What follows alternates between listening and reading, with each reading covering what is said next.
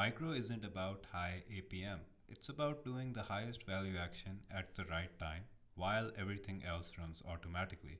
Learn this mindset and you'll instantly get more value out of your creeps than most players ever will. Most micro guides drown you in hotkeys. This one gives you a simple system you can apply today. By the end, you won't just understand micro, but actionable steps that help you execute it. Micro means your units create more value than your hero alone. If there is no value, it's not micro.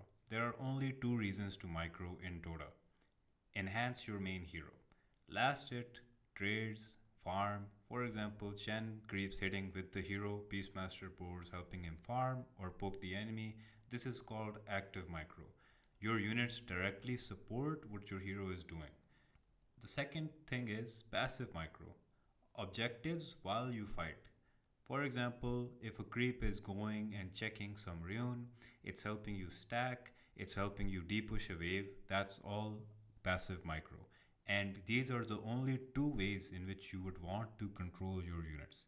If your units aren't doing either one of these, or you're trying to do both things at once, you will struggle a lot, so separate these two ideas. To micro well, your focus must be organized. Each unit has its own priority, some are important at a certain time compared to others. This micro guide will be based around Chen as it uses the most amount of creeps, and if you understand micro around this hero, I'm sure micro will be a piece of cake on other heroes. Your hero is the main unit that needs to be controlled efficiently as it holds the most responsibility in the fight because Chen can give armor, heal amplification, heals in general, and save an entire hero with two buttons. So if you don't use the hero, you will just not achieve anything impactful in the game if it dies. And the priority of the main hero is much higher than your creeps. Beyond the hero, your units will have most value in particular phases of the game. The game can have three phases. One is where you are fighting, one is where the game is passive, so you either push waves or stack camps, and the last one is where some objective is spawning, like power runes or camps, which you can block using your creeps. So priority shifts every time a phase of the game shifts. So micro will help you control these phases of the game. Thus, if you use your creeps around these phases, it will have more value than using them randomly. So if you get any sort of creeps that have nukes, you might as well use them to push waves. This could be the Satyr creep with the blast, Hellbear Smasher. Create a control groups for these creeps and just send them to lanes which are hard to push for your team because they might be dangerous areas. If you get creeps that can provide stuns or repositioning tools or auras, you can use them with your main hero. Micro is very simple on aura creeps, you just have to make them sit AFK around the important hero like your carry, but you can create a control group of tornado creep and centaur creep. Anything that can provide value in a team fight, it's important to have a control group of that creep. You don't need a bunch of control groups, I only have one and I don't need more than one. You can keep changing the same hotkey throughout the game. Use a combination of tab, F1, your mouse, and control groups to have the most success while doing all of these mini calculations. Your control must be simple, complexity will kill the fights. There are a few mistakes that happen while playing micro-dependent heroes. I will give you a short fix and an actionable step to improve it all. Mistake number one is losing your hero. If your hero dies while your creeps live, that's the wrong focus. To fix this, all you have to do is continuously press F1 to make sure that you are always focusing on the main hero and you're not stuck on some creep. Obviously, you might still be focused on some creep because it might hold a little bit of more importance at the current moment, but this doesn't mean to just put your hero completely AFK in like a bad spot where you could die. This happens to me sometimes, happens to everyone, but don't repeat this mistake often. Mistake number two is overclicking. Sometimes we're trying to get like an insane APM, we're choosing our creeps, we're choosing our hero, and we're getting super hyped or whatever, I don't know. And this makes you not do anything important or anything impactful in the fight. So avoid overclicking, click when you're required to click, use your hero when it's required to be used, use your creeps when they are important, don't just click random things. Number three, something which is very important and you can relate it to other heroes. For example, if there's a Tusk in the game and there's an LC, for Tusk to have any sort of impact in the game, all he has to do is press snowball whenever LC blinks in and presses duel. So it's very similar to micro and gen or creeps in general, is that every creep has its own particular purpose. Like I mentioned earlier, a satyr creep or a hellbear creep would be better off on some side lane pushing some wave. It might not have the same impact as a wild wing with tornado or central creep with stun in team fights or aura creeps. So understand the purpose of your creeps and use them accordingly. If you just bring random creeps to fights and you don't do what they're supposed to do, then you might not have as much impact. Mistake number four is idle creeps. And this happens a lot. Sometimes we forget because there's a big team fight. We might forget that where our creeps were. Maybe some creep was pushing some lane and we got distracted during team fight, and then we completely forget about that creep. This happens a lot. And the best way to do check these creeps is to continuously, like you press F1 for the main hero, is better to keep pressing tab to see if there's any unit that's just AFK on the map, because it's very easy to get distracted during a team fight and then forget about where your creeps are, and it's completely normal. Lastly, I'd like to mention a few tips or something that can help you improve even further. Just like carry players train last hits and training Polygon, you can use this custom game. I found it maybe a few weeks ago. The guy is designed to help you understand the job of different units, I guess, and has set up a simple combo and some body blocking drills. So you should definitely try them out. And a small tip when it comes to body blocking is you just have to AFK your main hero, like right click the enemy hero, and block with the units that you have. You don't have to control the main hero at all. Other drill that I used to do a lot and I learned from AY 2000. He used to do it with Visage Birds, but I started doing it with Lone Druid Creep. So basically, what you have to do is send Lone Druid to the mid lane by Aghanims on your bear, so you can use it on other lanes, and a helm creep on bot lane. So now you have a creep on every single lane, and if you try to last it on all three lanes, even though it's very hard to do it, but it's fun and you can have a specific goal for yourself and you can try to last it as many creeps as you can. So this will help you improve micro a lot. Now I'll move to a replay of mine where I explain active and passive micro so you can better understand this. But if you've already understood most of the points I have said, then I think you're good to go. Also, I provide personal one on one coaching, also team coaching on my personal Discord. And if you would like to check out something cool, go to school.com and check out Dota Academy. There we have me and two other coaches for the carry role and support role. It's a pretty cool community. We're growing slowly, but it's fun, interactive, and we have weekly classes. And yeah, it's fun. You guys should check it out. So this is one of the games that I've played recently. It's a grand final. You could say it's like 10 to 14k. I don't know. Like we have a pretty high average of this game. Like enemies are pretty high MMR. We have pretty high MMR. So yeah, I'll try to demonstrate active passive micro using this replay, and I'll try to share my thoughts. So first of all, we smoked up, we placed some vision. It's pretty standard, same as pubs, but here I passively used my Satyr creep to check if anybody was up there. Since the creep was smoked, we could make a guess that, oh, like since the smoke broke on the creep, they're probably standing there. So we end up going back since we aren't really in a good position. Abaddon is far away, so we don't really want to take a fight. So initially in this game I had a plan. Usually you have to have a plan with the Satyr creep if you're either gonna use it on the lane actively or passively on the mid lane. So I decided that since there's an Ember Spirit in this game versus Bat Rider, the matchup I felt is like favorable for Bat Rider. So I'm gonna send this creep towards mid and make it play around mid till the 2 minute mark. It's useful till the 2 minute mark because you can actually check one of the river runes with the creep, and Bat won't ever be able to commit onto the Ember Spirit since he won't have enough mana. So unfortunately, Abaddon got a bit greedy. He went for the rune, he dies, it's okay, he's just feeding, nobody cares. But here, I'm keeping my creep on middle. I want to burn his mana every time it's off cooldown, the mana burn. I want to use it on Bat. So he loses some HP, and mainly like it's for the mana. Normally, if you're playing like Scrim or you're playing with your friends, you could also share units, and he can do this himself. but I like to use the creep because it's fun. So I'm gonna keep hiding my creep when it's cooldown. The spell is on cooldown, and I'm gonna keep using it when it's not. For the laning phase, I didn't really have to do much. We are playing with an Abaddon, and he is really hard to kill, one of the strongest laning carries.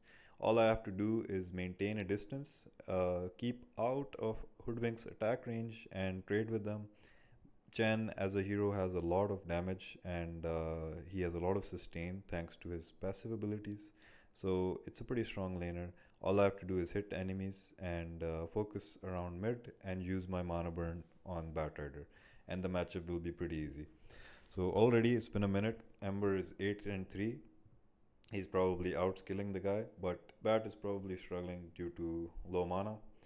So mid is going great. Bottom, I'm not really scared to walk up since I know Abaddon has shield. He will protect me, and I can trade with two people. So mid lane, Mr. Bob is playing on like pretty low mana. We're kind of chilling here as well. Maybe not the best laning phase from me. I could play a lot better in terms of last hits and denies, but it is what it is. So 2 minutes, my creep is still being used passively. I have not microed a unit on my lane. I break the top river rune after Ember pushes in mid, and now Bat is like he only has like three bottle charges, and he just got his bottle. So I mean he's not having the best time. Meanwhile, Ember he took the water rune. He's playing on more resources compared to Bat, so lane is pretty good. Now on bot lane, an important objective is coming up, which is the Lotus. So I'm gonna try to use my creep here now since Bat already has a bottle, and I mean this creep doesn't really do much after enemies have bottle. Similar to how it's not that useful against Puck since he can just refill or she can just refill her mana with phase shift. So now I'm just wanna be as aggressive as possible. I wanna keep make them low HP before the Lotus, and if I can do that and they try to commit on Lotus, they will probably die. So already they're kind of low. Like Sand King's pretty low, Hoodwink's kind of low, and they're approaching the Lotus. Now I have a Fairy Fire, I have Shield from Abaddon. Abaddon has sticks, and we're like more than ready to take this fight. So whoever's low is staying out of the circle. Whenever someone is stronger, they go back inside, and we use our first blood grenade, and we use the mana burn from the creep, and we get 2 kills. So not only did we help mid, we also helped bottom a lot. And now I probably thought that like top is kind of struggling, I guess, because they were dying. Timber died once. Ringmaster, I think he's gonna die soon. So I started thinking that, oh, like how can I help top? But you can't really help top unless you're level 5, or especially in this game. I want like a bigger creep because before level 5 you can't really take the centaur or the hellbeer. So I was kind of scared to go top. I just wanted to keep zoning this guy out and play around the mid rune. So I send my creep passively once again towards the river rune. This time Ember was unable to push the lane out, so we couldn't secure both runes. But I mean, so yeah, I called my creep back, and we're gonna continue our aggression on bottom. I also have an active creep now, which is the aura creep. I can use it to make Abaddon move faster, and I can use it to body block enemies. This is like a pretty good creep when it comes to body blocking, and usually any creep that has like high movement speed, like Hellbear, like baby Hellbear, or like this creep, they can do body blocks. But creeps that have low movement speed are kind of not good for that. So Abaddon was asking me to go to buy a dust here. Unfortunately, my courier died. I didn't have dust. This guy is struggling a lot. He is losing a lot of HP. Abaddon is already double CS, and we have phase boot soon. Meanwhile, top kind of weird lane. I don't know. They're getting some kills, and I'm thinking, how can I help this lane? How can I help this lane? But again, you can't really do much unless you're level 5. So I'm chilling here. I'm thinking about the 6 minute rune. I called Hoodwink was missing. Unlucky. Ember was. It was maybe too late. Ember had too many stacks and he died. Um, this creep, I'm passively sending it around mid, so I can check the 6 minute rune. I'm just gonna have some fun with it. Maybe like attack this guy. I mean, for fun. There's no real achievement here. I just really wanted to keep this creep on mid to check the 6 minute rune. So yeah, lanes are going good. My courier is gonna spawn in 5 seconds. Then this Sand King will probably die. I can buy a set of observers. So I tried to send this creep through the gates. Maybe if I burn CM's mana and Pudge's mana, they might not kill my teammates. That was the idea. Meanwhile, this creep checked that, oh, like rune is not bottom. So if it was, I would have denied it. But unlucky, Bat got a bit lucky again. But Ringmaster made a really good rotation on mid to punish the Bat Rider. So now Dust is on courier, Hoodwink is showing mid, and Wisdom is spawning. So we are planning to kill the Sand King and play for Wisdom rune. They are not ready for this because Bat just died. He's probably gonna TP mid, and if Bat TPs mid, then we can easily contest Wisdom since nobody can fight us at that area. So Bat TP'd mid, Hoodwink TP top, which means nobody wants to play for enemy Wisdom. So we end up going for this Bat. This creep is actively being used. I'm controlling this creep, trying to body block this guy. Use Dust, and he will die. So very cool. And we are also able to get the Wisdom rune. So amazing. So far everything is going great. We won mid, we took Wisdom rune, one of the most important objectives in this in the current patches. And now the siege creep is very important as it helps you open towers. Very important to keep it alive. So here I'm thinking to just sacrifice my creeps. For the siege creep, I'm gonna zone Sand King out with this creep so he can't really sandstorm this. He's scared. Maybe he thinks there's a sentry, maybe there's a dust, we can dive him. So he puts a very safe sandstorm, and we're able to break the tower by keeping the siege alive. I also place a sentry. If he's walking up, we can probably kill him. So super free lane. We're using creeps very well, actively and passively. Maybe we can do more stuff with it. Like I could have sent it here to check for stacks because Sand King is a hero that plays around stacks. Bat is also a hero that would like to farm stacks. So if I don't check these stacks, it might be bad for my team. And if we don't have this information, we might not be able to contest these stacks. So I'm level 5. I have a decent creep, Tornado creep, like I mentioned earlier. A very good creep to use with the main hero. It's a combo creep. I get 2 creeps. One creep that can help me do damage early on. Usually Helber and Satyr creep is good for pushing waves, but this early on it's pretty strong against like these low HP supports. So I run top.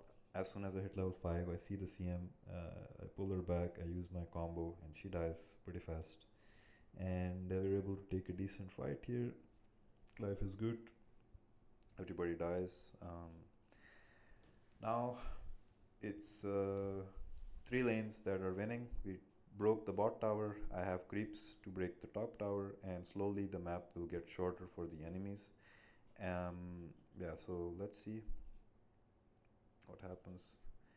We take top, and I think afterwards I was looking to take mid. I don't remember. Okay, we also found the I'm trying to kill this creep off because I don't really need it, and if I don't kill it, I can't convert this centaur creep.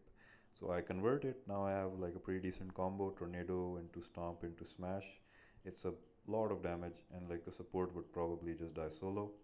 Again, very good to check runes with creeps. I checked this rune, it dies. Bat doesn't get the shield rune. And Ember, since he wasn't available on mid, I could just take this mid area, take the rune, and use my creeps effectively. So I steal his farm a little bit, why not? Here we have Siege Wave again. I was thinking of using it to break the tower. Here I make a mistake that I mentioned earlier. I started overclicking. I was like so excited to use my combo because it's fun. I don't know. I played so many games on this hero, but it's still so much fun to combo with your creeps. So I started clicking too many buttons. I didn't need to use the tornado. I could have just used smash, and I could have used tornado later to save someone. But I end up clicking my own creeps, and I just didn't kill this guy. So But the good thing here is I sort of recovered. I saved the ember, but unlucky, like ring died because of this hoodwink taking so long to die. It's my fault, and then me not using this creep to block the hook. So some mistakes from me, but even then, like since we're so far ahead in terms of net worth and in terms of how our draft is, we can just win a fight like this as well. So I mean, it worked out.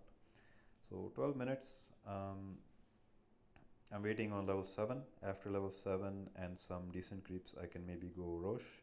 Oh yeah, here we spotted their ancient stacks. We farmed them with our creeps, with our heroes, and I guess I was saying to my guys that we can play for 14-minute wisdom, but I was kind of solo here.